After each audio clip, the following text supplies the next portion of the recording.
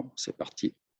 Alors, bonjour tout le monde, Patrick Vezin. Donc, on va passer quelques instants sur le thème de traverser une période difficile. On s'entend que c'est des informations qui vont vous être données, quelques clés. Je ne prétends pas nécessairement que tout ce qui va être dit est la totale de la thématique. Il pourrait y avoir d'autres clés éventuellement que d'autres personnes pourraient vous apporter. Mais l'idée, c'est quand même d'avoir quelques clés importantes lorsqu'on se retrouve dans une période difficile. Évidemment, ça va être un aspect informatif qui va être touché aujourd'hui. Donc, le fait d'avoir une information, c'est à mon avis important, mais en même temps, avoir une information puis la mettre en pratique, ça, c'est une autre paire de manches. Mais en même temps, avoir des clés, c'est, je dirais, essentiel. Donc, on va faire un survol aujourd'hui, mais on s'entend que la question ne sera pas nécessairement, entre guillemets, réglée. Ce n'est pas dans 1 heure et demie ou 2 heures que finalement, vous allez devenir des experts lorsque on se retrouve dans une période difficile. Évidemment, chacune, on a une expérience de vie. Donc, fort probablement, vous allez retrouver dans cette information des choses que vous connaissez, que vous avez vécues dans certaines périodes difficiles. Alors, je vous dirais, s'il y a des choses qui sont tout à fait nouvelles pour vous, tant mieux, parce que ça vous permettra de faire un pas de plus. Et s'il y a des choses qui n'étaient pas tout à fait nouvelles, et fort probablement, il y aura des choses qui ne sont pas tout à fait nouvelles, je vous dirais aussi tant mieux, dans ce sens que ça va vous permettre soit de confirmer ce que vous avez déjà vécu, de confirmer ce que vous savez. Ça va vous permet de faire également un pas de plus, et d'approfondir peut-être une clé qui vous sera proposée. L'idée, évidemment, c'est de pouvoir mettre en application ce qui est proposé aujourd'hui. Les clés sont simples, entre guillemets, mais on s'entend, elles ne sont pas nécessairement toujours faciles d'application. C'est pour ça qu'on a besoin parfois de revivre des situations parce qu'on développe une expertise, on se rappelle éventuellement de certaines clés parce que en tant qu'être humain, puis moi le premier, on peut avoir tendance à oublier certaines choses. Donc, l'idée, c'est d'avoir déjà quand même en tête des clés importantes et de développer une compétence pour pouvoir les mettre en application. Ça va durer à peu près 1 heure et demie, plus ou moins. Ça peut terminer un peu avant, ça peut terminer un peu après. Il y aura une période de questions. La période de questions, étant donné que je vous avais dit que je vais enregistrer, ne sera pas enregistrée, donc je couperai l'enregistrement à ce moment-là. Si, rendu à la période de questions, vous voyez que j'ai oublié d'enlever l'enregistrement, il n'y a pas de problème. À ce moment-là, vous me tirez une oreille. Vous pouvez enregistrer également si vous voulez. Il n'y a pas de, comment dire, il n'y a pas d'exigence d'enregistrement ou pas d'enregistrement. Ça va? Vous avez tout compris? Alors, ce que je vous ai, Louise a dit oui. Louis aussi, je ne vois pas nécessairement tout le monde. Donc, il y en a au moins 2 qui ont compris. C'est déjà bon, là. Et puis, 2 sur 11. Et 11 et plus, parce qu'il y a Brigitte avec ses amis. Alors, voilà. Je vais partir un PowerPoint. Vous me dites si vous le voyez. Et donc, par contre, je vous disais, il y a une période de questions, mais n'hésitez pas en cours de route si vous trouvez que je parle chinois ou japonais, n'hésitez pas à m'arrêter, tout simplement.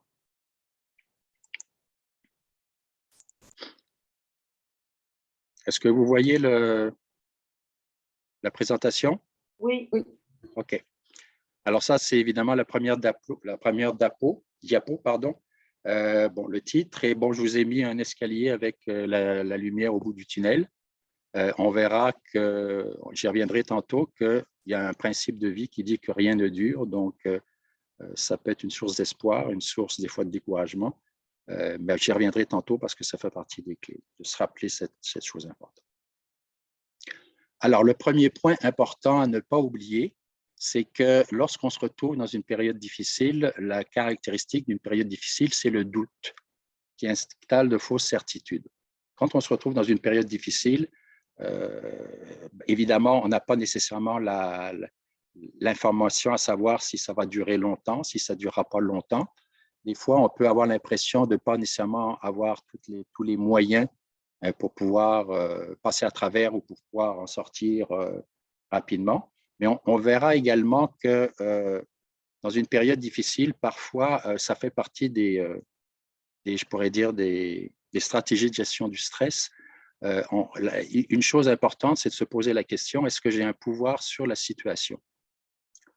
Dans certains cas, je peux avoir un pouvoir de changement par rapport à la situation. Dans d'autres cas, je n'ai pas de pouvoir de changement sur la situation.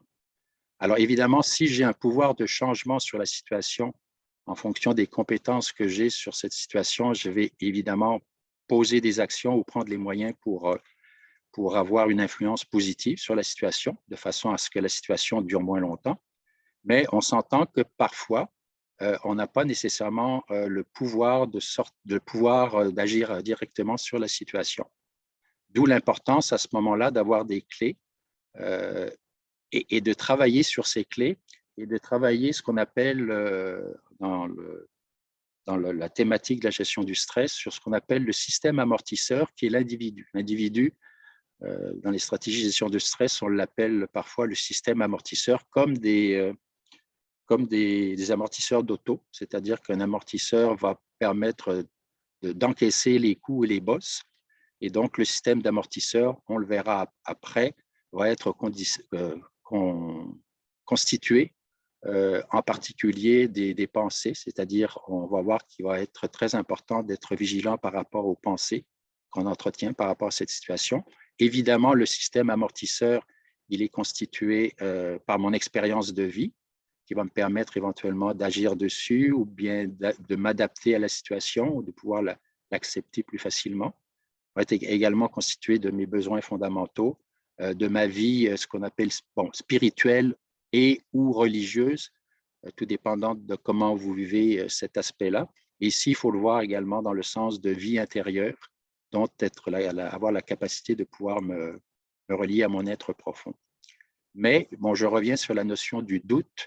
Le doute va faire va générer certains types de pensées qui vont générer certains types d'émotions désagréables. Et lorsqu'il y a des pensées, je pourrais dire négatives ou des pensées reliées au doute et des émotions qui viennent avec, je pourrais dire que notre vision, elle est brouillée, c'est-à-dire qu'on ne perçoit plus la réalité telle qu'elle est. En ne percevant plus la réalité telle qu'elle est, c'est un peu comme si vous aviez une paire de lunettes de soleil teintées rose, bleu, violette, comme vous voulez. Et ce qui fait que, par exemple, si vous avez un mur blanc devant vous, vous allez percevoir le mur sous une certaine couleur, mais vous ne percevrez pas la réalité de la blancheur du mur et vous allez poser des actions en conséquence qui seront évidemment non adaptées à la situation. Donc, comme c'est une période de doute, je pourrais dire qu'il y a une vigilance à avoir de façon à être certain, ou en tout cas faire attention de poser des actions qui soient adaptées et qui ne vont pas être, je pourrais dire, à côté de la plaque ou qui pourraient même, dans certains cas, empirer la situation. Ça va? Alors, c'est parti, mon kiki. La clé numéro 1, qui n'est pas une clé toujours facile d'application, c'est ce que j'appelle le oui à ce qui est, ou ce qu'on appelle traditionnellement l'acceptation, c'est-à-dire la reconnaissance de la réalité telle qu'elle est dans l'instant présent. On s'entend? Dans l'instant présent, il y a une situation, il y a une réalité, et dans l'instant présent, je ne peux pas nécessairement changer tout de suite, si j'ai un pouvoir d'action, évidemment, la situation. Donc, c'est important, c'est même essentiel, c'est pour ça que c'est la clé numéro 1 qui vient avant toutes les autres, c'est de reconnaître ce qui est dans l'instant présent. Et là, vous avez une petite phrase qui dit « Je suis libre de ce que j'accepte, je suis prisonnier de ce que je refuse ». Et ça, je pourrais dire, bon, quitte à radoter, vous allez voir que je radote plusieurs fois dans ce genre de rencontres. C'est essentiel pour éviter, si éventuellement la situation est source d'émotions, et on le verra un peu plus tard, de rajouter des émotions sur une émotion. Donc, il pourrait arriver que la situation soit souffrante. En général, si c'est une situation difficile, elle pourrait effectivement être souffrante. Mais ce qu'on veut éviter, c'est pour ça que l'acceptation est importante, la reconnaissance de la situation telle qu'elle est dans l'instant présent, c'est pour éviter de se retrouver à la situation est souffrante, je refuse ou je n'accepte pas la situation sur laquelle je n'ai pas de pouvoir dans l'instant présent, donc je souffre de souffrir et éventuellement on pourrait rajouter avec d'autres émotions, je souffre de souffrir, je suis triste de souffrir, je suis en colère d'être triste, de souffrir. En fait, 3 points de suspension. Donc ça, je pourrais dire que c'est la clé numéro 1. Et ce que je vous ai dit dans la deuxième phrase, c'est indiqué, dans l'instant présent, je ne peux pas changer la situation ou l'émotion qui est associée. Je n'ai pas de pouvoir pour l'instant, ce qui ne veut pas dire, ce qui n'envisage pas la possibilité dans le temps, dans le futur, de me poser la question, j'ai oublié de fermer le robinet dans la salle de bain, dans la baignoire, donc ça a coulé dans la salle de bain. Donc, si vous vous en apercevez, dans l'instant présent, même si vous invoquez tous les dieux et tous les sacs de la planète, on ne peut pas rien changer. Par contre, évidemment, je suppose que dans les secondes qui vont suivre, vous allez vous poser la question, ben, qu'est-ce que je dois faire? Mais évidemment, je vais aller fermer le robinet, je vais aller chercher une mop pour pouvoir évidemment faire en sorte qu'il y ait moins d'eau. Donc, dans l'instant présent, je ne peux pas changer la situation. Le robinet a fait déborder la baignoire.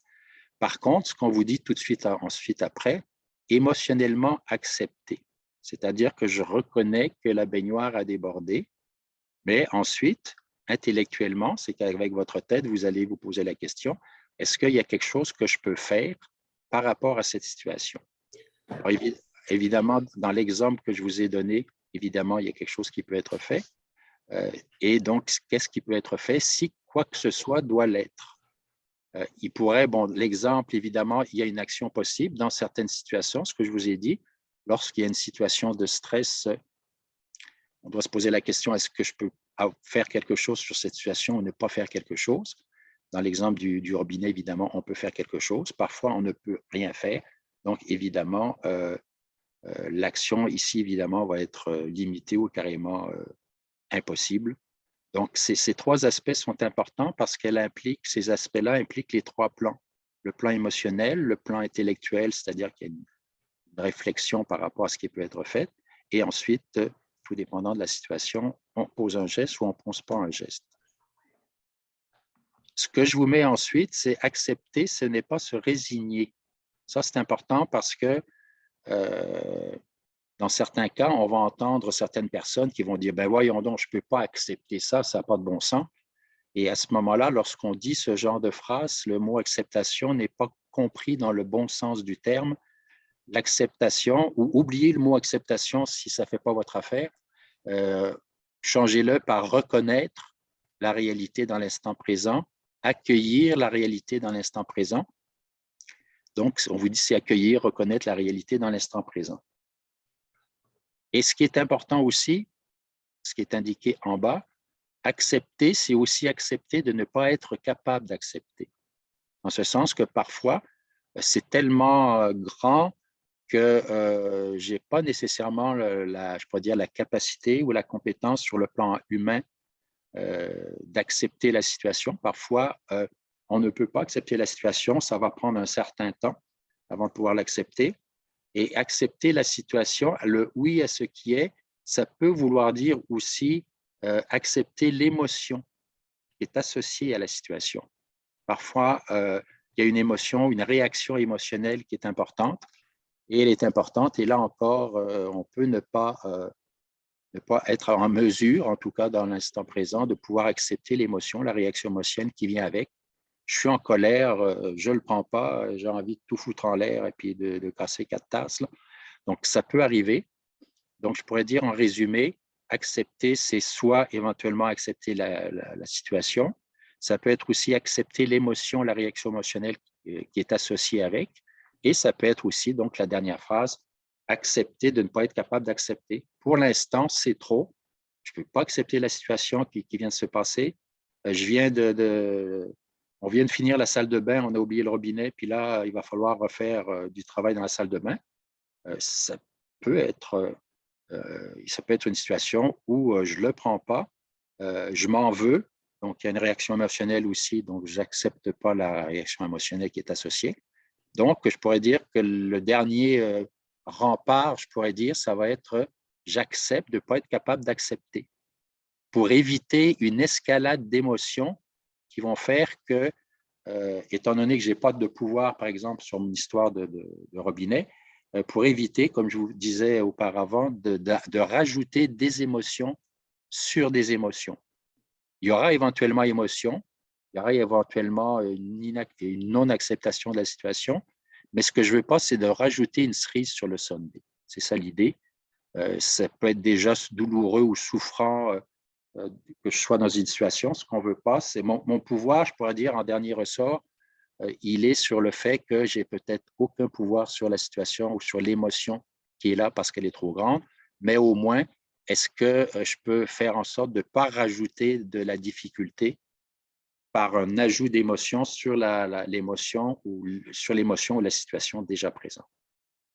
Voilà. Est-ce que vous avez des questions sur cette clé numéro 1 ou est-ce que je parle chinois? Ça va pour tout le monde? Oui, ça va. OK. Alors, ils demeurèrent ou elles demeurèrent bouche bée. C'est bon. C'est bon, merci. OK, c'est bon. Deuxième clé. Ne pas paniquer, dédramatiser. Pas facile, surtout si, par exemple, c'est une situation qui est nouvelle, sur laquelle j'ai l'impression que je n'ai pas de pouvoir. Mais bon, la réaction humaine naturelle, c'est on peut avoir tendance à dramatiser et faire en sorte, parfois, de voir les choses pires qu'elles sont. Et ça arrive parce qu'il y a des pensées qui se mettent dans le bal et qui donc sont associées avec des émotions désagréables. Est-ce que vous avez un hamster, vous, entre les deux oreilles? Moi, le mien, il s'appelle Alfred. Donc, parfois, entre les deux oreilles, on a un hamster qui part. Et parce qu'on n'accepte pas la situation, ce qu'on a dit auparavant, parce qu'il y a une situation de dramatisation associée aux pensées que j'entretiens et aux émotions qui y sont associées, j'empire la situation. En fait, c'est comme si vous n'êtes pas vigilant par rapport aux pensées en particulier que vous entretenez par rapport à la situation, c'est comme si vous donniez des cacahuètes à votre hamster.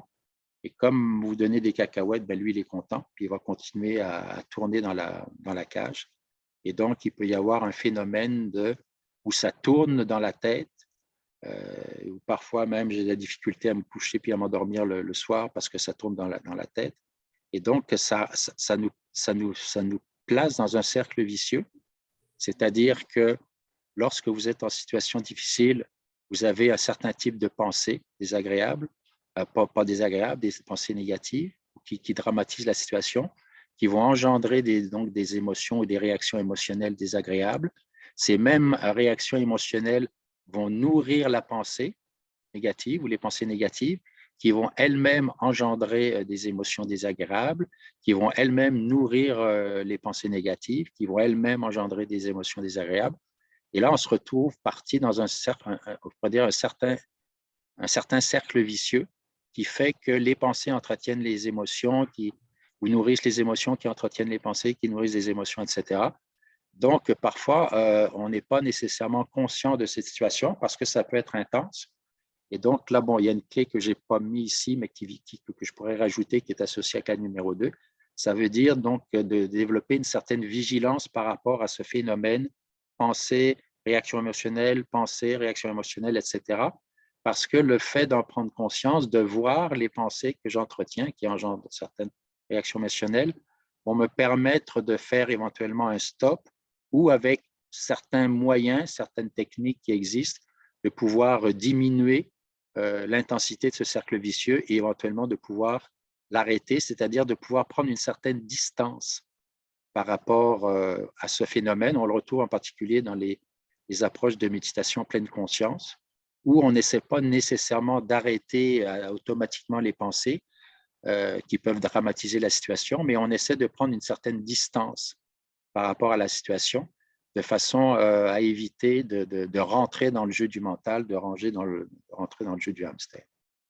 Donc ici, ce que je vous ai dit, c'est ne pas se sentir, ne pas se comporter en victime, parce que dans ce genre de situation, on peut avoir tendance à se retrouver dans la situation pauvre, pauvre, pauvre de moi, comme disait notre ami Sol, si vous avez connu le clown Sol. Et ça, je dois dire, c'est important parce que si on rentre dans une situation de victime, c'est clair qu'on ne cède pas puis on ne règle pas nécessairement la situation. Ensuite, je vous ai mis « Je suis responsable de ma rose », ceux qui connaissent le livre « Le Petit Prince » d'Antoine de Saint-Exupéry, c'est-à-dire de comprendre que, ici, pardon, « Je suis responsable de ma rose », ça suppose « Je suis responsable de mon propre épanouissement ». À savoir que si, puis pour une raison ou pour une autre, je tombe dans un comportement de victime, ben c'est sûr que ça veut dire que je me déresponsabilise par rapport à une situation. Donc, la situation de victime fait que finalement, on a tendance à ce moment-là de je pourrais dire, se détacher de notre pouvoir. On oublie qu'on a un pouvoir d'action qui va peut-être pas tout régler, mais qui peut aider, c'est clair, et qu'il y a une responsabilité dans ce sens que c'est parfois, on peut tomber dans la situation, c'est à cause des autres, c'est à cause de telle personne, c'est à cause de, peu importe la cause de qui. Donc, en général, ou parfois pour certaines personnes, ben, c'est toujours la faute des autres, c'est jamais ma faute, c'est jamais ma responsabilité. Oui, on s'entend. Il peut arriver que la situation qui a été engendrée peut être responsable, c'est-à-dire elle peut avoir été engendrée par, par un tiers ou par d'autres personnes ou par d'autres organismes, etc., peu importe. Mais il reste que pendant que je suis dans la situation, j'ai aussi une responsabilité, surtout si je n'ai pas de pouvoir sur les autres ou sur l'organisme qui a engendré une situation désagréable ou carrément pénible. Donc ça, c'est important de ne pas l'oublier. C'est ma responsabilité, mon épanouissement, c'est ma responsabilité. Ce n'est pas les autres qui vont me prendre en main.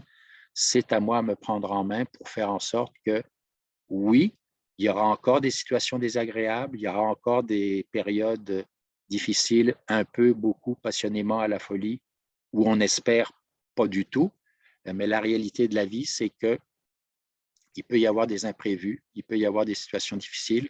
Il ne s'agit pas de courir après non plus, mais lorsqu'elles arrivent, ces situations difficiles, ou plus ou moins difficiles ou plus ou moins faciles, c'est important de ne pas oublier que j'ai une responsabilité pour faire en sorte de ne pas éterniser la situation si j'ai un pouvoir d'action dessus, ou en tout cas, si je n'ai pas de pouvoir d'action, de faire en sorte de pouvoir la vivre quand même mieux, peut-être pas de façon extraordinaire si c'est vraiment très difficile, mais au moins être conscient du fait que j'ai ma responsabilité et on verra que ça n'exclut pas évidemment d'aller chercher de l'aide à l'extérieur. Digidou AA, ça va pour tout le monde? OK. De toute façon, si vous ne comprenez pas ou si vous avez des choses à partager, ben, vous m'accrochez en cours de route. Vous attendez que j'ai fini de parler, puis vous intervenez à voix haute, si possible. Oui? La vie est belle, les petits oiseaux? OK. Ici, ce qu'on vous dit, c'est, et évidemment, il faut nuancer ici, là. Ne pas se faire confiance, ne pas s'écouter. Et là, j'ai mis entre parenthèses dans ces moments-là seulement. Et là, ça revient, j'ai déjà pas mal abordé la thématique tantôt. Être vigilant pour ne pas tomber dans les pièges du mental. Donc, c'est l'explication que je vous ai donnée par rapport au piège du hamster, que sans vouloir, évidemment, ce n'est pas fait consciemment, on nourrit les pensées, le mental qui engendre des émotions, qui engendre des pensées. Alors ici, ce que je vous ai mis, c'est que le mental, ou vous pourriez mettre les pensées, crée de fausses perceptions. Voilà, les fausses perceptions, c'est l'image de mon mur blanc tantôt, mais qui est perçu rose, violet, bleu, etc. Donc, de fausses perceptions qui vont être génératrices, ou des certitudes, qui vont être génératrices de stress, qui vont engendrer des émotions désagréables, qui elles-mêmes nourrissent le mental, qui entretient à nouveau des émotions désagréables. C'est ce que je vous ai dit tantôt. Et le résultat, c'est que il peut y avoir évidemment souffrance, et ce que je vous ai dit tantôt, je souffre de souffrir, et alors je rajoute une cerise, et parfois, malheureusement, on en rajoute plusieurs cerises sur le sundae. C'est l'exemple que je vous donnais tantôt. Je souffre de souffrir, je suis triste de souffrir, je suis en colère de souffrir, d'être triste, de souffrir, etc. Donc là, en général, une situation désagréable ou une situation difficile, on ne saute pas au plafond de joie. Donc, effectivement, soyons réalistes, on n'est pas fait en briques, on est des humains avec une certaine sensibilité. Donc, une situation difficile peut effectivement être source de souffrance. Donc, c'est déjà souffrant d'être souffrant. Donc, il ne faut pas rajouter des… Enfin, il ne faut pas. Il n'y a pas de « il faut », on s'entend. Il est important, ou en tout cas, on doit être vigilant de ne pas rajouter, si possible, une émotion sur l'émotion qui peut être effectivement souffrante dans une situation difficile.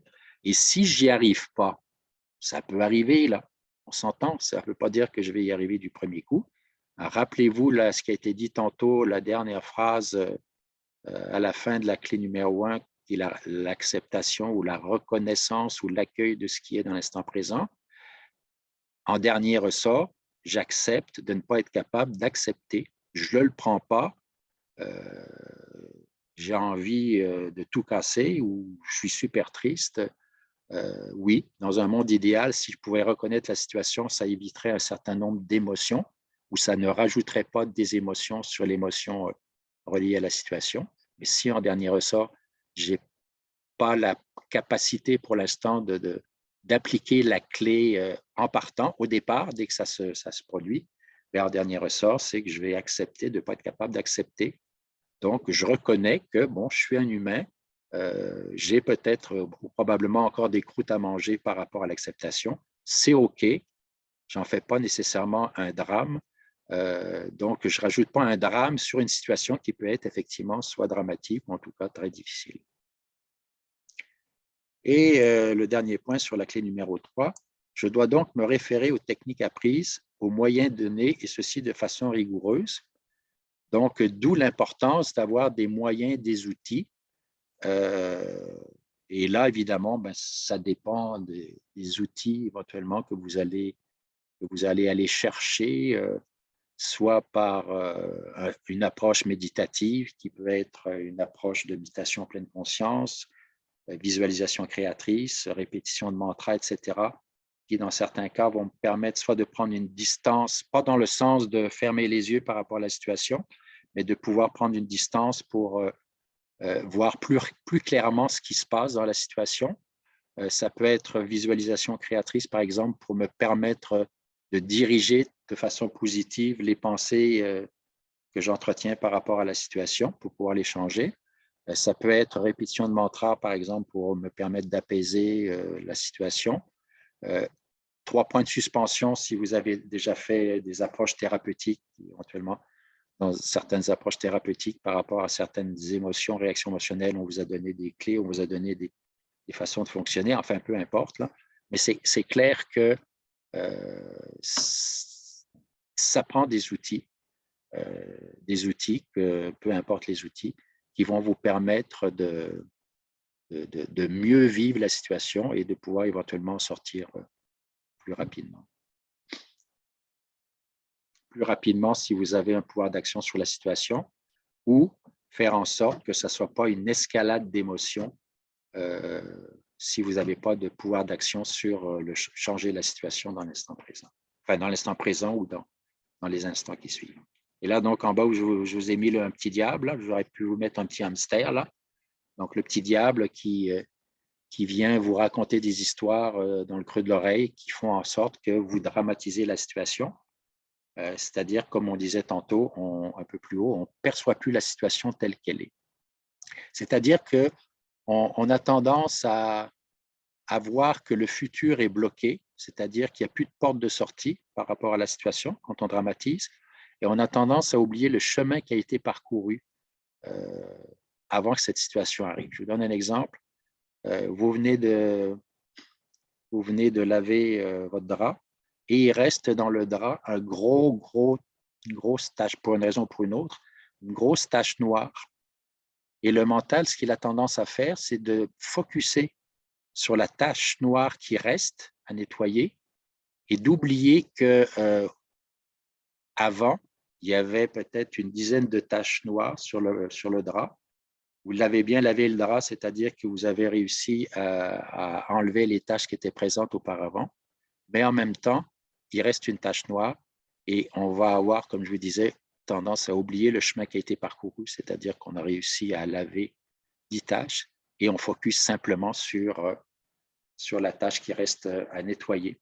Et à ce moment-là, on peut avoir tendance à dramatiser, à se placer en situation de victime. Et là, le mental, il est content parce que vous allez entretenir des émotions ou des pensées reliées à du découragement ou ce genre de pensées. Et donc, vous venez de donner des pinottes à votre petit diable ou bien à votre hamster.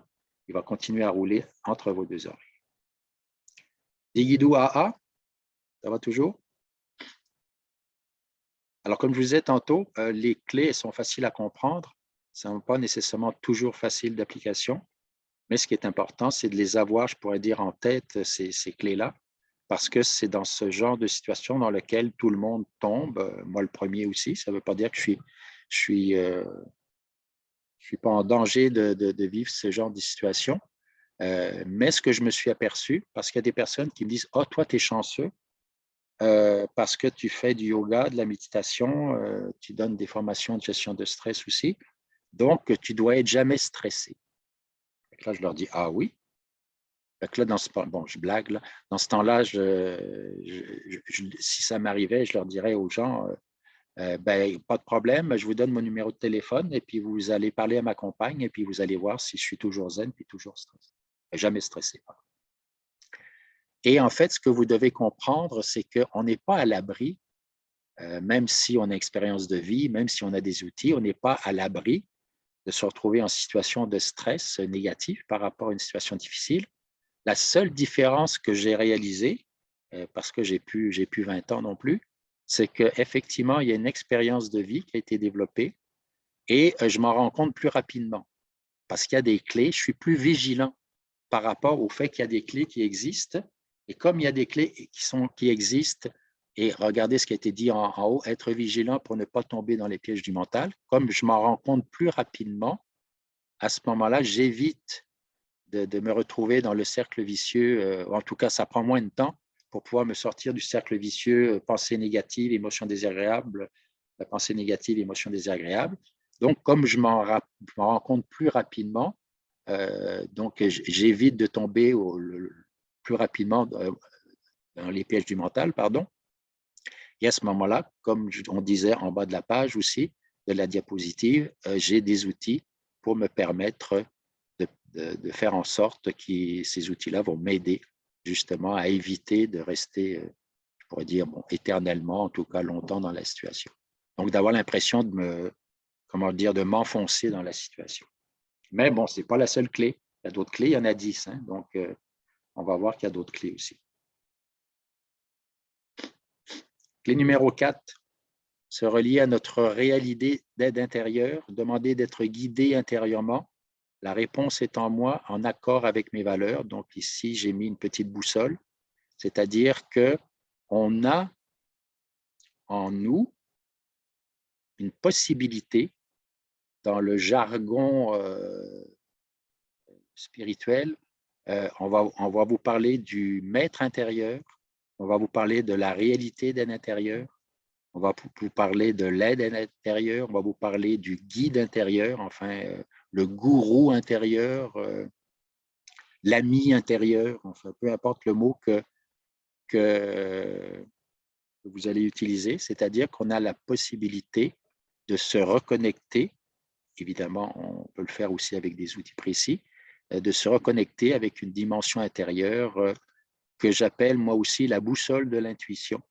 C'est-à-dire qu'on a la possibilité, lorsqu'on est dans une tempête, évidemment, si on a été capable de faire au moins temporairement le calme par rapport à la situation et de pouvoir prendre une distance positive par rapport à la situation, on a la possibilité donc d'aller chercher, d'aller demander d'être guidé intérieurement, c'est-à-dire de faire en sorte que la vie avec un grand V, Dieu, si vous utilisez ce terme, peu importe, nous apporte certaines réponses ou attire à nous, selon une loi qu'on appelle la loi d'attraction, attire à nous donc des circonstances, des synchronicités, des personnes qui vont faire en sorte que ces situations, personnes, synchronicités ou réponses intérieures intuitives vont donc faire en sorte que ça va me permettre de me donner une orientation sur quoi faire, quoi ne pas faire, dans quelle direction aller, etc.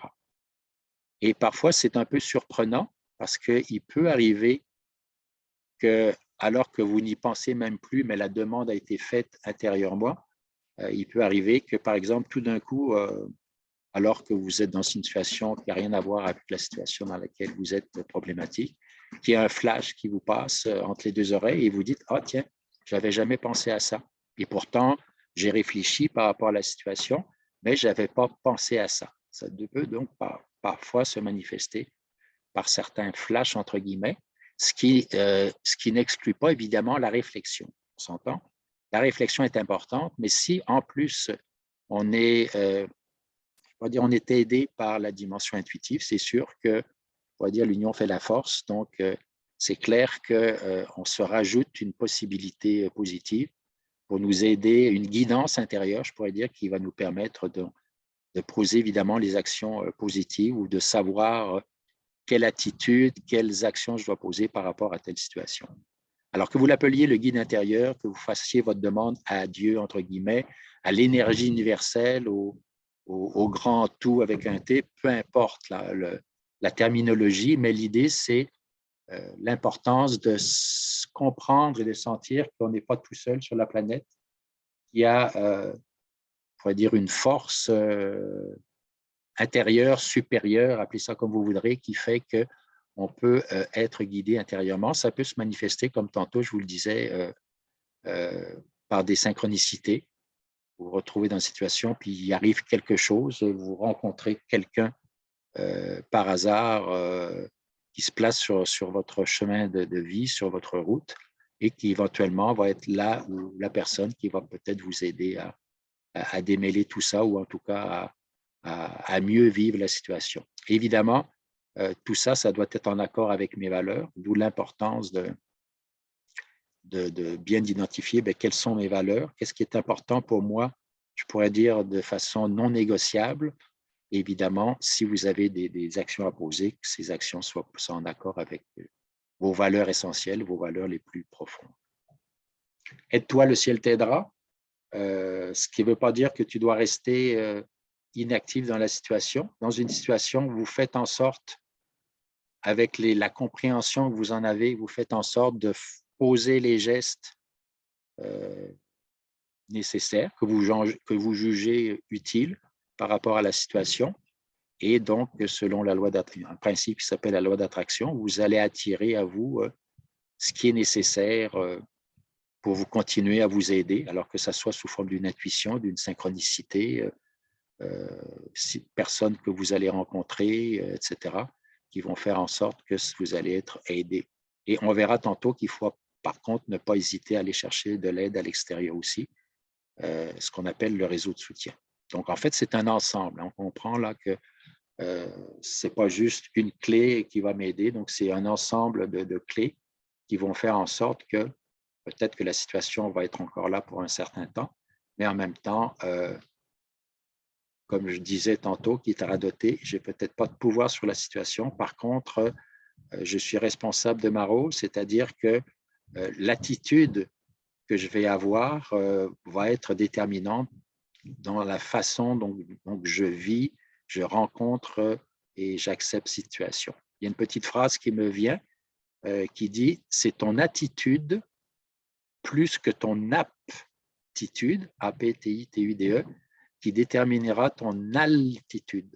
C'est ton attitude plus que ton aptitude qui déterminera ton altitude. » Alors, on s'entend bien. Si en plus, là je vais nuancer la phrase, si en plus vous avez une attitude d'acceptation au départ, si vous avez développé des compétences, ton aptitude, vous avez des outils pour vous aider, vous avez votre expérience de vie qui vous fait comprendre qu'il y a des choses peut-être à faire et à ne pas faire, c'est sûr que si vous avez l'attitude et en plus l'aptitude, c'est clair que vous irez en altitude beaucoup plus haute. Bon, évidemment, c'est une image, mais c'est sûr que les deux ensemble vont vous permettre, bien entendu, de rencontrer cette situation de façon différente que quelqu'un qui n'accepte pas puis qui n'a pas nécessairement de compétences grandes par rapport à ce genre à une situation difficile. Clé numéro 5. persévérer. Donc ici, j'ai mis une petite phrase, enfin une citation. Le secret de la réussite est dans la continuité et la persévérance. Comme l'eau qui, goutte à goutte, tombe sur la pierre et finit par la creuser. Et pourtant, la goutte d'eau est si douce et la pierre si dure. Ici, il y a une notion de persévérance, de patience. On pourrait ajouter patience aussi. Persévérance et patience, parce qu'une situation difficile ne va pas nécessairement avoir tendance à se dénouer nécessairement tout de suite. Donc, ça peut prendre un certain temps. La situation difficile soit encore présente. Donc, ici, il y a vraiment une compréhension que j'aime. Il y a une petite phrase que j'aime bien. Enfin, un éléphant, ça se mange une bouchée à la fois. Donc, si je prends l'exemple de l'éléphant et que l'éléphant, on va dire, représente la situation difficile, c'est clair que on ne peut pas nécessairement prendre dans une seule bouchée et manger un éléphant au complet. Il va falloir, si on veut manger l'éléphant au complet qui représente la situation difficile, il va falloir y aller bouchée par bouchée. Et ça, donc, il faut avoir enfin, il n'y a jamais de il faut, là, c'est peut-être pas le bon mot, mais on doit comprendre que je dois avoir cette compréhension si la situation est vraiment difficile, que ça ne va pas nécessairement se dénouer tout de suite, ça va prendre un certain temps. Et malheureusement, bon, ça c'est connu là, dans tous les domaines de la vie, souvent, il y a des auteurs connus qui vont dire, bon, il arrive certains temps que la personne finalement a laissé tomber alors qu'elle était sur le point, donc elle avait quasiment, on pourrait dire, mangé sa bouchée d'éléphant, mais il y a eu découragement et à la dernière minute ou alors qu'on allait s'en sortir, entre guillemets, le découragement a fait que finalement, on n'est pas passé à travers, on n'a finalement pas mangé notre éléphant au complet. Alors, vous allez me dire que c'est facile à dire, c'est pas toujours évident, à savoir, lorsqu'on est dans une situation, est-ce que je dois persévérer? Est-ce que je m'entête à persévérer? Et éventuellement, j'ai décidé de poser des actions, puis j'essaye. Et parfois, ce n'est pas nécessairement toujours des actions adaptées qui ont été choisies parce que le mental, les pensées, je vous disais tantôt, ont généré des émotions désagréables et ont brouillé la vision de la situation. Je m'entête à poser des actions parce que je vois le mur violet alors qu'il est blanc. Donc, c'est sûr que vous pourrez persévérer tant que vous voudrez. Les actions ne seront pas nécessairement adaptées à la situation, d'où l'importance, je pourrais dire, de l'ensemble de toutes les clés. La persévérance est une clé essentielle, mais la persévérance sur un fond de pensée brouillée, là, vous voyez avec vos lunettes de soleil le mur violet alors qu'il est blanc, c'est sûr que ça vous amènera nulle part. Là. Donc, il y a vraiment cet ensemble de clés qui doit être présente dans l'ensemble de la situation pour faire en sorte que la persévérance, la patience, les actions persévérantes que vous allez poser soient efficaces, soient basées sur une vision importante. Alors, attendez, je vois un chat, je vais aller juste vérifier. Il y a quelqu'un qui m'a dit, tu me dis souvent, l'éléphant et sa bouchée, exact. Donc, c'est quelqu'un qui connaissait déjà la bouchée d'éléphant. Donc, voilà. Ensuite, clé numéro 6. Bon, alors attention, ça ne veut pas bouger. Là. Oups, excusez, on va revenir en avant.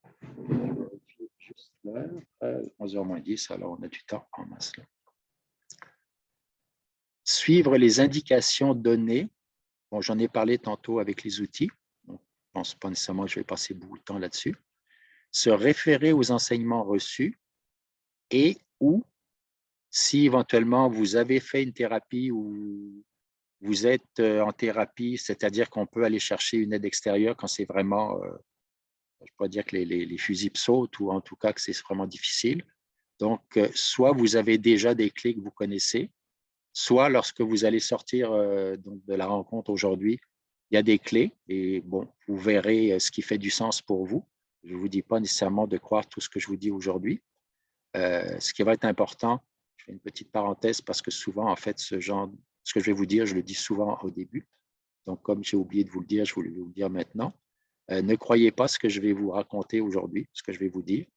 Maintenant, si je vous dis de ne pas croire ce que je vais vous dire, je ne voudrais pas nécessairement que vous quittiez tout de suite la rencontre quand même, parce que ce qui est indiqué, c'est quand même pas moi qui ai inventé ça la semaine dernière à Saint-Zénon.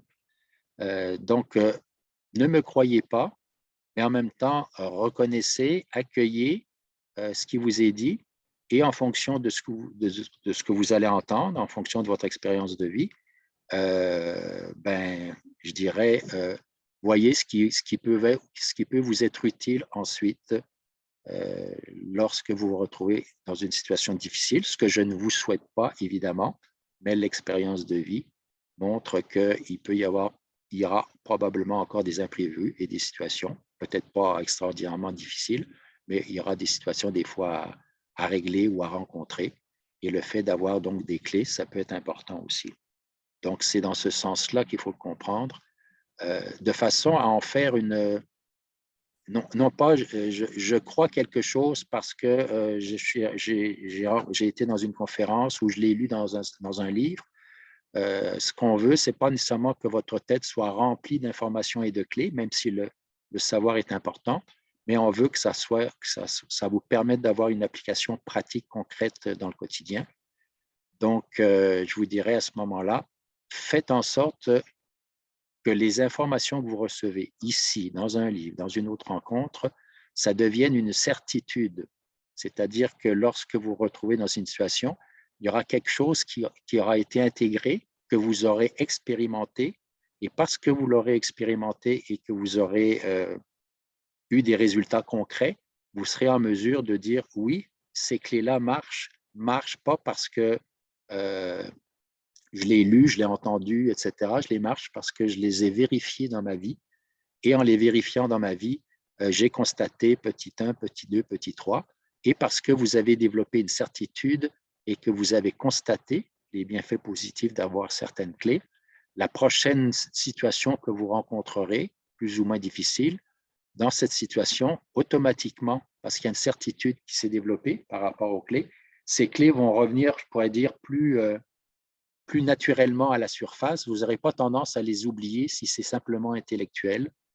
Et évidemment, en revenant à la surface, puisque vous avez développé une certitude, vous allez chercher à les appliquer avec beaucoup plus de conviction. Et s'il y a plus de conviction et plus de persévérance, à ce moment-là, évidemment, elles seront beaucoup plus efficaces. Alors, je reviens sur la clé numéro 6, suivre les indications données, se référer aux enseignements reçus.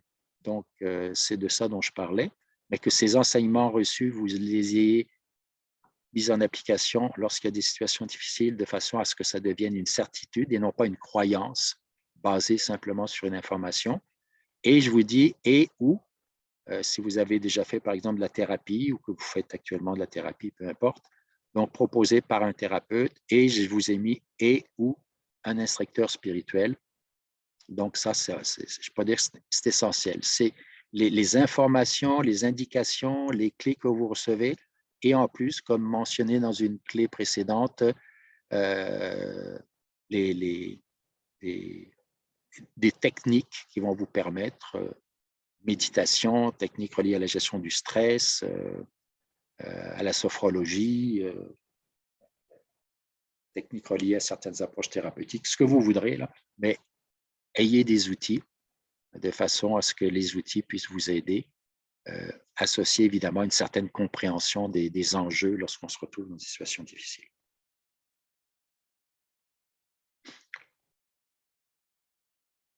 Voir ce qui est heureux dans ma vie. Super important également. En fait, tout est important. Lorsqu'on se retrouve dans une situation difficile, la tendance, le piège du mental, c'est on a tendance à comptabiliser, c'est-à-dire à faire une liste de ce qu'on n'est pas, de ce qu'on n'a pas et de ce qu'on ne fait pas dans la situation. Donc, c'est-à-dire qu'en fait, ce qu'on on ne voit plus, on ne voit plus ce qui est heureux dans ma vie. On a juste la tendance à regarder ce qui ne va pas, ce qu'on n'est plus capable de faire, ce qu'on n'a pas à cause de la situation, et également ce qu'on n'est pas, c'est-à-dire, tiens, si, si j'avais telle compétence, si j'avais compris avant, bon, je n'aurais pas empiré la situation, il ne serait pas arrivé telle affaire, etc. Donc, on a tendance à regarder juste ce qui va mal dans la vie. Alors, évidemment, ça ne veut pas dire nécessairement qu'il faut plus, il faut se fermer les yeux par rapport à une situation et faire semblant que ça n'existe plus. Évidemment, il s'agit de l'aborder de façon réaliste, avec une compréhension des enjeux, avec une perception que le mur est blanc et qu'il n'est pas rose ou bleu, donc avec une perception juste de la situation, ce qui m'amènera, comme je l'ai déjà mentionné tantôt, si on a un pouvoir d'action sur la situation, de pouvoir poser des actions réalistes, adaptées à la situation. Donc, il s'agit de rester les deux pieds sur terre réalistes, mais comme je vous disais tantôt, on a tendance à dramatiser ou à juste regarder ce qui ne va pas dans notre vie. Et on oublie donc de reconnaître ce que l'on est, ce que l'on a et ce que l'on fait.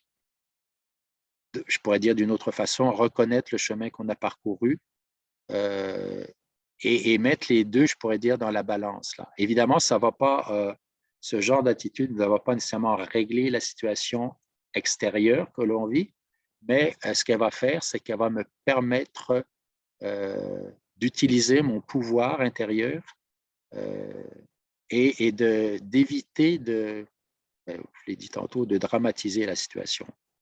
Et vous allez vous apercevoir que même si la situation n'est pas nécessairement éliminée par cette attitude, le regard qu'on va avoir sur la situation ou l'état intérieur qu'on va avoir par rapport à la situation va changer parce que ça nous remet en contact avec notre pouvoir intérieur. Et en nous remettant en contact avec notre pouvoir intérieur et en reconnaissant le chemin qui a été parcouru, ben, ça nous permet évidemment d'envisager de façon réaliste la situation et d'envisager que cette situation, même si elle est difficile, elle n'est pas, je pourrais dire, catastrophique ou elle n'est pas nécessairement, c'est pas, je pourrais dire, la mort au bout du compte. Ça met ça met la situation en perspective et ça nous permet de profiter également de l'instant présent.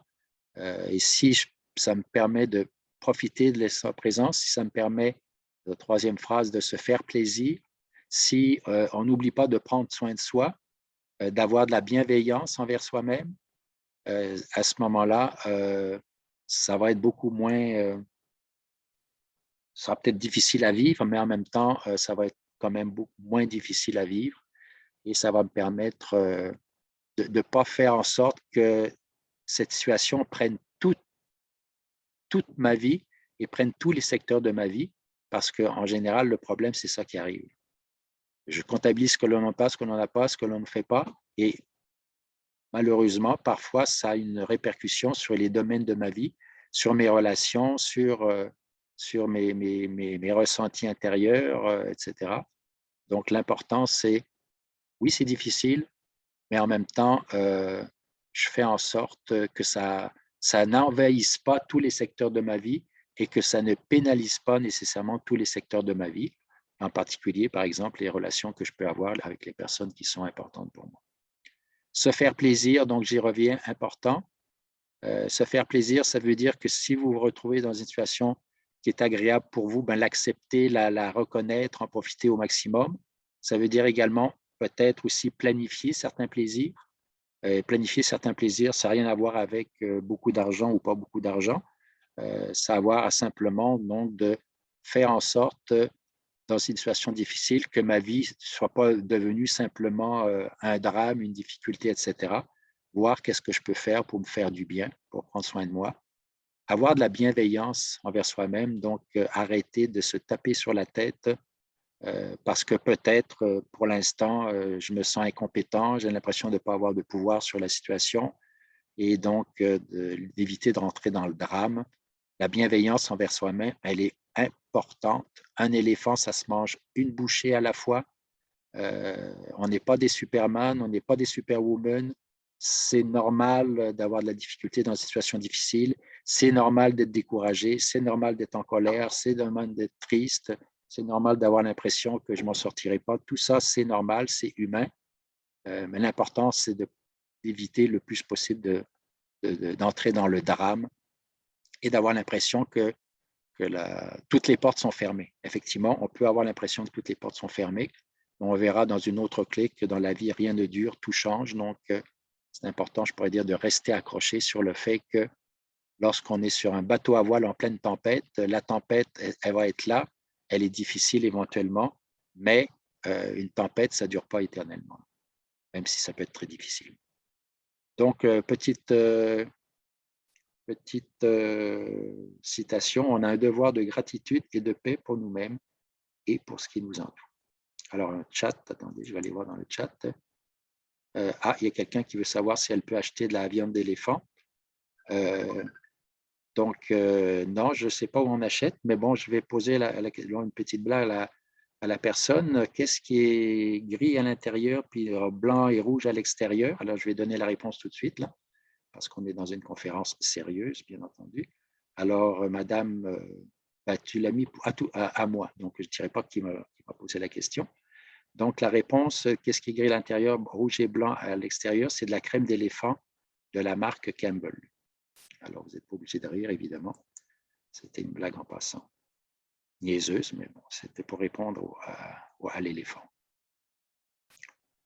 Bon, alors, attendez un instant. Clé numéro 8. Laisser le futur ouvert, ne rien conclure. Donc, c'est ce que j'ai dit tantôt, d'une autre façon.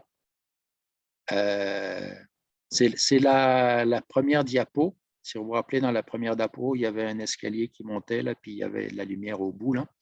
Donc, être conscient qu'il y a une lumière au bout du tunnel, être conscient que pour l'instant, peut-être je ne la vois pas, la lumière. Ça peut arriver. Moi, j'ai vécu certaines situations où je voyais vraiment pas la lumière au bout du tunnel, mais il y en a une, quelque part, à un moment donné, et effectivement, elle est arrivée. Je n'avais pas nécessairement de pouvoir sur le temps, sur la durée de la situation. Par contre, j'avais un pouvoir en fonction des clés précédentes que je vous ai mentionnées. J'avais un pouvoir sur l'attitude, sur comment rencontrer cette situation, avec évidemment des moments de découragement, des moments où est-ce que je vais m'en sortir de cette situation. Je posais souvent la question. Je fais référence à une situation très difficile qui a été vécue dans le passé. Les gens autour de moi, ils l'ont entendu plusieurs fois, cette question. Est-ce que je vais m'en sortir? Est-ce que je vais m'en sortir? Oui, je m'en suis sorti. Parce que, heureusement, j'avais des clés qui ont fait que ça a été difficile, mais en même temps, j'en suis sorti et puis la vie continue. Alors, une situation d'un maître spirituel qui s'appelle Arnaud Desjardins, prendre appui sur ce qui vous apparaît aujourd'hui comme souffrance, prendre appui sur ce qui vous apparaît aujourd'hui comme souffrance, tout en conservant l'espérance et la foi, c'est oser croire que l'existence a de l'amour pour vous au moment même où elle semble vous trahir. Alors, je répète, parce que c'est important. Prendre appui sur ce qui vous apparaît aujourd'hui comme souffrance, tout en conservant l'espérance et la foi, c'est oser croire que l'existence a de l'amour pour vous au moment même où elle semble vous trahir. Donc ici, c'est une question d'attitude, de compréhension que même si j'ai l'impression que je ne m'en sortirai pas, j'ai l'impression d'être devenu complètement sans outils, que la vie ne m'aime plus ou que Dieu ne m'aime plus, peu importe.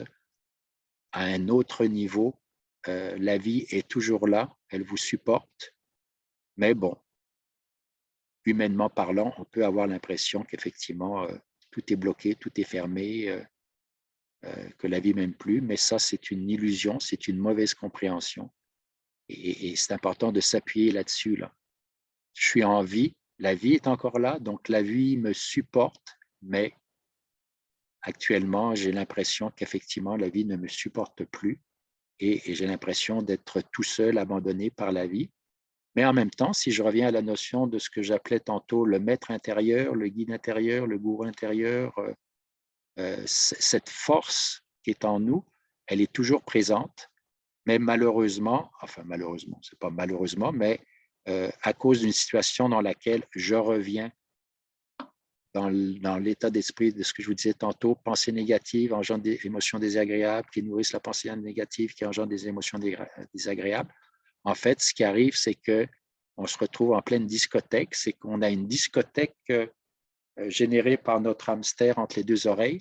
Et comme ça, la discothèque et la musique est forte entre les deux oreilles, ben, à ce moment-là, le problème, c'est qu'on n'entend plus notre voix intérieure. Si je pouvais personnifier, évidemment, ce n'est pas une personne, mais si je pouvais personnifier le guide intérieur, c'est comme s'il cognait à la porte puis il essayait de vous dire quelque chose. Notre voix intérieure est toujours présente. On peut le voir aussi dans l'état d'esprit de la phrase ici. Notre voix intérieure, notre maître intérieur est toujours présent. Ou si vous voulez utiliser un langage religieux, Dieu est toujours présent, mais en même temps, il essaie de vous parler, mais comme la discothèque est forte, ben, et vous êtes dans la discothèque, ben, vous n'entendez pas et éventuellement ce qu'on essaie de vous dire. Donc, il faut le voir aussi dans cet état d'esprit. La discothèque est forte entre les deux oreilles, donc le maître intérieur, notre voix intérieure qui cherche à se manifester pour nous rassurer, pour nous donner des indications, ben, on ne l'entend pas. Mais pourtant, elle est toujours bel et bien présente. Alors, la bonne nouvelle, clé numéro 9, rien ne dure, tout change. On pourrait faire une petite blague également, seul le changement dure. Mais dans la vie, rien ne dure, tout change. Alors, lorsqu'on est dans une situation difficile, la bonne nouvelle, c'est que cette situation difficile, elle ne durera pas éternellement. Parce que dans la vie, rien ne dure, tout change. Par contre, j'ai une responsabilité, et ça fait référence aux clés précédentes, j'ai une responsabilité à savoir que je peux, de par mon attitude négative ou positive, allonger, il peut arriver que je vais allonger la durée de la situation difficile par mon attitude, ou éventuellement, dans certains cas, si j'ai une attitude positive, faire en sorte que de pouvoir faire en sorte que la situation soit moins prenante ou ait moins d'impact sur moi. Donc, on revient ici à une question d'attitude. La situation, elle va durer un certain temps. En plus, si c'est une situation qui est générée par quelque chose d'extérieur sur lequel je n'ai pas de pouvoir, là, c'est sûr que ce n'est pas toujours évident, mais on sait que ça ne durera pas éternellement.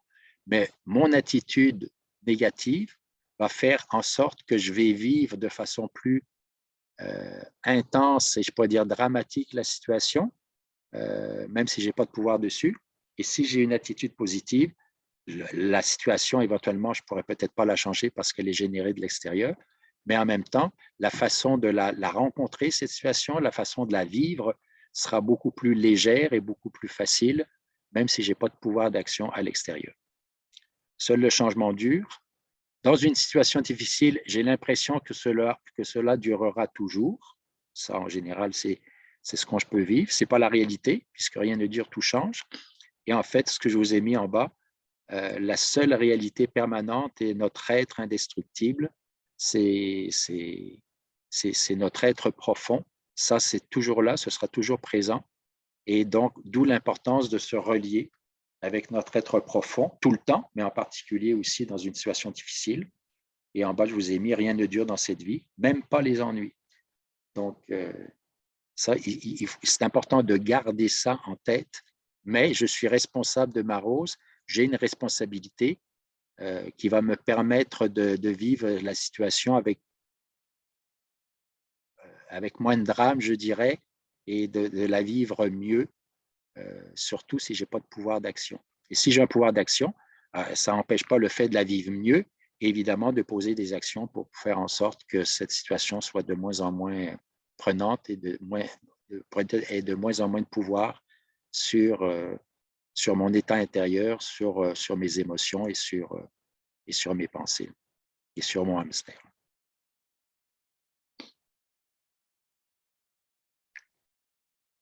Important, important, important.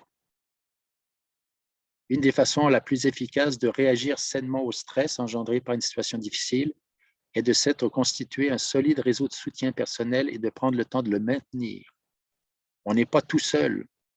On ne s'en sort pas tout seul en général.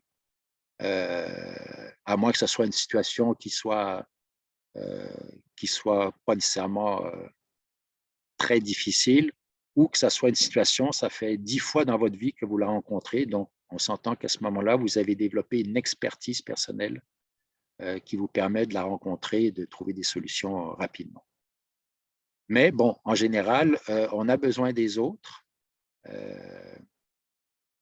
Une des façons la plus efficaces de réagir sainement au stress engendré par une situation difficile est donc de s'être constitué un solide réseau de soutien personnel et de prendre le temps de le maintenir.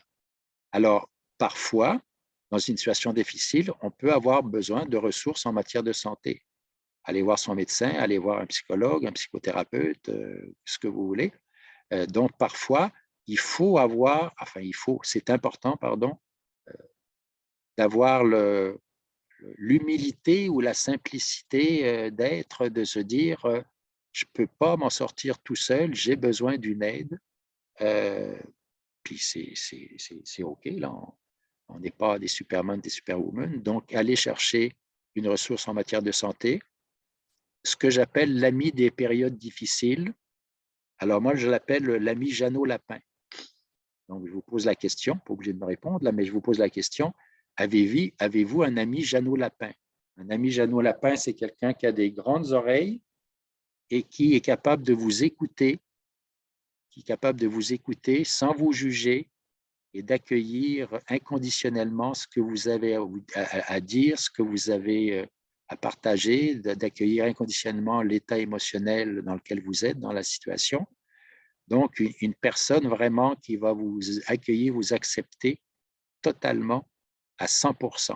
Et moi, je peux vous dire que lorsqu'on a la possibilité d'avoir un ami Jeannot Lapin, ça vaut 100 000, bon, j'exagère évidemment, mais ça vaut 100 000 techniques de relaxation, techniques de méditation, parce que le fait de pouvoir parler, de pouvoir partager ce qu'on vit, d'abord, ça permet de libérer parfois un trop-plein, d'une part, et ce qu'on constate des fois, c'est que le fait parfois de parler à quelqu'un qui nous accueille inconditionnellement, parfois, sans que la personne nous ait donné aucun conseil, parfois, ça nous permet également de trouver des solutions. Parce que, en fait, la meilleure personne pour pouvoir trouver des réponses par rapport à une situation difficile, c'est vous. Alors, parfois, on peut avoir tendance à aller voir des personnes. Si tu étais à ma place, qu'est-ce que tu ferais? Une autre personne, si tu étais à ma place, qu'est-ce que tu ferais? Si tu étais à ma place, qu'est-ce que tu ferais? Et c'est certain que chaque personne que vous allez rencontrer va probablement vous donner des bons conseils puis des bonnes suggestions. Il y a juste un problème, c'est que la personne, elle n'est jamais à votre place. Elle n'a pas votre expérience de vie, elle n'a pas votre vécu, elle vit pas, elle est dégagée de la situation, donc elle ne vit pas la situation comme vous la vivez. Donc, oui, ça peut être important d'aller chercher des suggestions à l'extérieur et tout le monde va peut-être donner des suggestions, des conseils extraordinaires, mais en dernier ressort, il y a juste une personne qui peut répondre à des questions, c'est vous, et les réponses sont à l'intérieur de vous, d'où l'importance de pouvoir se reconnecter avec ce qu'on appelle le guide intérieur, le maître intérieur. Si vous avez une vie religieuse, de parler à Dieu, comme vous voulez, là, mais de faire en sorte que je ne suis pas tout seul sur cette planète et il y a la possibilité je pourrais dire, de me relier à quelque chose de plus grand que simplement le petit Patrick ou le petit Régent. Et il y a parfois des modèles de compétences, c'est-à-dire des personnes qui ont développé des compétences par rapport à la situation difficile que vous vivez dans un domaine particulier de votre vie. Donc, éventuellement, ça peut être aussi d'aller chercher des personnes qui ont déjà vécu ce genre de situation, qui connaissent ce genre de situation, qui savent comment on peut se sentir dans ce genre de situation et d'aller chercher donc des conseils, des avis, mais en vous rappelant qu'en dernier ressort, c'est juste vous qui allez décider des solutions ou des conseils qu'on vous a donnés parce que vous sentez que ça vous correspond. Ensuite, on a quasiment fini, 11h15. Donc là, j'ai terminé par des petites citations, des petites informations. Croyez en vous-même et en tout ce que vous êtes. Sachez qu'il y a quelque chose à l'intérieur de vous qui est plus grand que n'importe quel obstacle. Donc ça, je viens de vous le dire. Je suis allé chercher aussi un vieux texte, un vieil texte qui s'appelle « L'ère du guerrier spirituel ». Donc, on va le lire ensemble. La Terre a besoin de gens actifs, de guerriers pour servir sa cause, des individus qui sont efficaces et qui obtiennent des résultats, mais en même temps tempérés par la sensibilité, la patience, l'éthique et l'ouverture du cœur d'un moine. Cet article disait qu'il était le temps que la voie de la contemplation et la voie de l'action s'unissent. Il définissait également les qualités qui décrivent la nature essentielle du guerrier spirituel. Alors ici, il y a le courage. Évidemment, lorsqu'on est dans une situation difficile, ça va prendre du courage, ça c'est clair. Donc ici, ça inclut en franchise, persévérance, on l'a dit tantôt, audace, donc oser passer à l'action, oser poser des actions dans une situation difficile lorsqu'on a un pouvoir d'action. Engagement, vivre avec intensité comme si on allait mourir à la prochaine minute. Engagement dans le sens de, on pourrait dire, attention de ne pas dramatiser, puis de lever le drapeau blanc parce qu'on a l'impression qu'on ne peut rien faire. Il y a toujours quelque chose qu'on peut faire, aussi minime soit-il, aussi minime soit cette action, aussi minime soit la bouchée d'éléphant qu'on va prendre. Ben, c'est une première bouchée qui va me permettre de prendre une deuxième bouchée, troisième bouchée. Des fois, il y a des personnes qui vont dire, ben, si tu veux monter à la 7e marche de l'escalier, ben, ça va prendre la première marche d'abord, puis ensuite la première marche va te permettre de monter sur la deuxième marche et troisième, etc. Nous, des fois, dans une situation difficile, on voudrait pouvoir sauter tout de suite sur la 7e marche et régler la situation tout de suite, mais dans les faits, ce n'est pas comme ça que ça se passe. Donc, vivre avec intensité, comme si on allait mourir la prochaine minute. De la discipline, notre allié et ami intime dans la poursuite de nos objectifs. La discipline, c'est vous avez des clés de façon générale, mais dans une situation difficile. Si les clés, vous les utilisez une fois de temps en temps, quand vous y pensez, quand ça vous tente, c'est sûr que vous ne donnez pas nécessairement toutes les chances. Là. Donc, ça prend une certaine discipline, je pourrais dire juste bienveillante. Donc, il ne s'agit pas de se taper sur la tête non plus. De l'impeccabilité, donner le meilleur de soi. On fait ce qu'on sent qui est le plus important pour nous dans la situation difficile, point. Dans 10 ans, dans 15 ans, vous rencontrez la même situation, probablement que vous pourrez donner plus de vous-même parce que vous avez développé une expérience de vie, une compréhension de ce genre de situation. Donc, peut-être que vous vous donnerez beaucoup plus, mais ce qu'on veut, c'est qu'est-ce qui tu es en mesure de faire aujourd'hui dans la situation, aussi minime soit-il, parce que c'est un premier pas. Pouvoir personnel, donc, je suis responsable de ma rose, attitude d'esprit positive, confiance, sentiment d'appartenance à quelque chose de plus grand que soi, on l'a dit tantôt, capacité de couler avec le changement. Donc, avec l'expérience de vie en particulier, on va être en mesure de s'adapter à la situation et de vivre les changements avec beaucoup plus de facilité. Dévotion, servir une cause qui nous est chère, chercher à apporter une contribution positive à la société. On pourrait le relier ça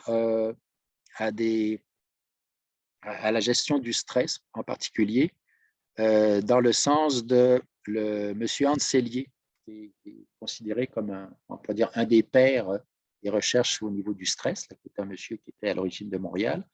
Il nous donne des clés et ce qu'il nous dit dans une clé importante, on peut dire que c'est un peu un de ses témoignages importants, dans une des clés, il dit avoir un grand but dans sa vie et avoir un grand but dans le sens, pas nécessairement ce que la société attend de vous, pas nécessairement ce que vos parents, pères et mères vous ont dit qui était important de faire, pas nécessairement important, pas non plus relié à ce que les éducateurs ont dit, mais vraiment aller chercher à l'intérieur de vous, y a-t-il quelque chose de vraiment important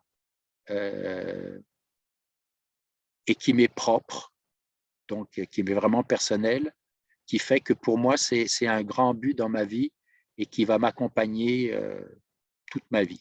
Alors, le grand but, je ne peux pas nécessairement savoir ce que c'est pour vous, mais quelque chose qui vraiment, je pourrais dire, vous tient, qui va plus que simplement vous tenir un peu à cœur, mais quelque chose qui donne un sens à votre vie et qui fait que même dans les situations difficiles, si vous vous reliez à ce grand but pour vous, ben évidemment, vous faites beaucoup de bien, ça donne du sens à votre vie et en même temps, c'est, je pourrais dire, votre contribution à la société ou à la planète, entre guillemets.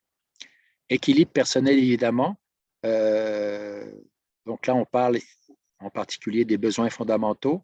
On parle du corps, des émotions, des pensées. Imaginez, là, vous vivez une situation difficile, le stress à son maximum, et vous votre corps n'est pas en forme, vous ne prenez pas soin de vous, vous ne vous faites pas plaisir jamais, puis vous vous retrouvez dans une situation difficile, c'est sûr que vous allez l'aborder de façon beaucoup plus intense et beaucoup plus difficile. Donc, prendre soin de soi, ça veut dire aussi faire attention à son alimentation, attention de bien respirer, comment vous vous nourrissez. Mais prendre soin de soi, ça veut dire aussi comment vous vous nourrissez émotionnellement parlant. Qu'est-ce qui vous fait plaisir? Qu'est-ce qui vous remplit? Qu'est-ce qui donne un sens à votre vie lorsque vous vous levez le matin, qui fait que la vie est belle, la vie vaut la peine d'être vécue, même s'il y a des situations difficiles. Nourrir votre plan émotionnel aussi, ça c'est important. Je vous donne un exemple. Il y a bien longtemps, attendez, je vais aller voir, il y a un chat là. Je reviendrai sur le chat tantôt. Et puis, attendez, on va revenir en arrière. Bon, voilà. Équilibre personnel. Je vais vous donner un exemple que j'ai vécu personnellement pour vous dire, de vous parler de l'importance de faire attention à comment vous vous nourrissez émotionnellement et mentalement. Donc, quel genre de choses, quel genre de film vous allez accepter de regarder, quel genre de séries, des lectures, avec qui vous passez du temps, etc. Il y a bien longtemps, quand j'étais plus jeune, j'habitais près d'un cinéma où il y avait un cinéma, il y avait des films régulièrement dans la semaine et la fin de semaine, le samedi soir, il y avait toujours un film à minuit. Et là, je rentrais à la maison, j'avais été voir des amis, et je rentre à la maison, puis je dis, oh, j'habitais chez mes parents encore à ce moment-là. Et là, je me dis, oh, ça ne me tente pas de rentrer, donc je vais aller voir, je passe devant le cinéma, je continue, puis je dis, oh, ça me rend, je n'ai pas envie de rentrer. Donc, je vais aller voir le film. Alors, je rentre dans le film, je paye. Il y avait une scie mécanique à l'entrée, je ne me pose pas de questions. Et là, je m'assois, le film commence. Et là, tout d'un coup, je réalise, j'étais dans un film, c'était Massacre à la scie. Alors, ça part, puis là, je me dis, mon Dieu, comment ça se fait que je n'ai pas réalisé que c'était ce film? Alors, évidemment, dans ce genre de film, ils font tout pour vous prendre par surprise. Alors, évidemment, à un moment donné, il arrive quelque chose, tout le monde saute 2 pieds au-dessus de son siège et retombe dessus. Donc, il y a les images, les effets surprises, la musique, etc. Et là, je me rappelle, je suis dans le film, je me dis, ça n'a pas de bon sens de faire des films comme ça. Mais avec mon orgueil de gars, je lui ai dit, je vais rester jusqu'à la fin. Là, je me dis, je ne me ferai pas pogner. Alors, évidemment, même si je m'étais dit que je ne me ferais pas pogner, je me fais pogner, évidemment, plusieurs fois dans le film. Et finalement, le film sort. Mon orgueil de gars, en fait, je suis resté jusqu'à la fin. Et là, je me rappelle que je rentre à la maison, puis je me dis, ça n'a pas de Christie de bon sens de faire des films comme ça. Un an plus tard,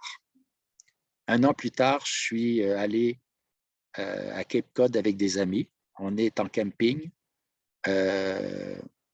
Et on ne voulait pas payer de camping, donc on s'était trouvé un petit sentier quelque part. Et puis, et finalement, on avait planté la tente. Donc, on est dans le bois quelque part, avec un accès quand même d'auto. Je me rappelle, il était aux alentours de 10 heures. Et là, on est 3. Donc, 3 dans la tente. Et là, tout d'un coup, j'entends un bruit. Et c'était probablement, je ne sais pas moi, une bibite qui passait, un lapin, on ne sait trop rien. Et là, ce qui est remonté à la surface, ça a été Massacre à la scie. Et là, je me rappelle, je suis dans la tente. Ça a pris à peu près une demi-heure. Je me suis raisonné, j'ai respiré, j'ai visualisé, j'ai fait tout ce que je pouvais. Une demi-heure dans la tente pour me dire, il y avait en fait le film qui était remonté à la surface et je vivais émotionnellement de façon très intense la situation. Et je m'étais dit, voyons, ça ne se peut pas que ça soit Massacre à la scie. Ça fait longtemps qu'avec sa scie, il nous aurait coupé un petit morceau, etc. Une demi-heure pour me raisonner et pour pouvoir finalement réussir à me réendormir. Tout ça pour vous dire que, attention, si vous mangez quelque chose qui ne vous convient pas, vous allez donc en avoir des conséquences, peut-être une indigestion, peut-être un mal d'estomac, un mal de ventre, un mal de tête, enfin peu importe, le foie engorgé, ce que vous voudrez. Donc, on sait très bien que sur le plan physique, si vous vous nourrissez mal ou si vous nourrissez votre corps de façon inadéquate, ça va avoir des conséquences. Et de la même façon, comment vous vous nourrissez émotionnellement, comment vous vous nourrissez mentalement, ça aura également des conséquences. ça va avoir une influence positive ou négative sur vous. Donc, d'où l'importance, je pourrais dire, à partir, bon, c'est un exemple parmi tant d'autres, mais réel que j'ai vécu, d'où l'importance de faire attention à comment vous allez vous nourrir émotionnellement, également mentalement, parce que ça se dépose à l'intérieur de nous et ça joue positivement ou négativement contre nous. Bon, alors, entrer, sortir de son mental à volonté, donc développer un certain pouvoir sur nos pensées, être toujours axé sur le cœur, écouter la voix de son cœur, laisser la conscience agir à travers les trois plans, donc ça veut dire se relier aussi à travers quelque chose qui est plus grand que nous. Laisser la motivation venir de son moi divin, c'est-à-dire écouter sa voix intérieure pour voir vraiment qu'est-ce qui est essentiel pour moi et dans quelle direction je dois aller. Servir les autres et la planète, dans ce sens, faire en sorte qu'on n'est pas tout seul sur la planète. Donc, qu'est-ce que je peux faire également pour contribuer à aider les autres autour de moi, dans la mesure de mon possible, bien entendu. Et la dernière diapo. Alors, attendez un instant. Je marchais sur une route, celle de ma vie. À chaque arbre était accroché un tableau. C'était les étapes de ma vie. Et je remarquais que tout au long de la route, il y avait 2 traces de pas. Je savais que c'était les miennes et celles de Dieu. J'ai toujours marché avec lui, car j'ai confiance en lui. Mais devant certains tableaux de ma vie, les étapes qui ont été les plus dures et les plus tristes, il y avait seulement une trace de pas. J'ai alors demandé à Dieu pourquoi il m'avait laissé tomber, alors que c'était les périodes de ma vie les plus difficiles. Et il m'a alors répondu, je ne t'ai jamais laissé tomber, et surtout pas dans les moments les plus difficiles. J'ai toujours marché avec toi sur ta route. Et lorsqu'il y avait seulement une trace de pas, c'est parce que je te portais sur mon dos. Rappelez-vous ce qui a été dit tout tantôt, même dans les situations difficiles, la vie a toujours de l'amour pour moi. Je suis toujours en contact avec mon maître intérieur. Donc, en fait, je ne suis jamais tout seul, même si j'ai l'impression que, effectivement, je suis tout seul dans la tempête et qu'il y a, on pourrait dire des fois un désespoir ou l'impression qu'on s'en sortira. Alors, voilà ce que j'avais à vous dire aujourd'hui. Je vais terminer l'enregistrement. Je vais fermer l'enregistrement. Stop, aller chercher ça.